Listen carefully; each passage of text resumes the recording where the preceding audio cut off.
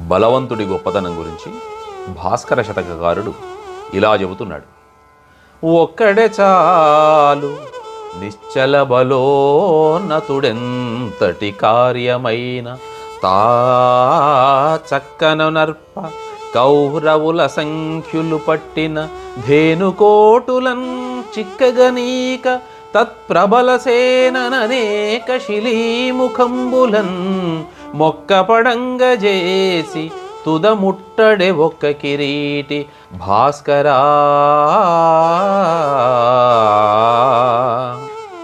దుర్యోధనాదులు గొప్ప సైన్యముతో విరటుని ఆలమందలను తోలుకొని పోవుచుండగా అర్జునుడొక్కడే అనేక బాణములచే వాళ్లను జయించి గోవులను వారి వశముగానేక మరలించుకొని వచ్చాడు.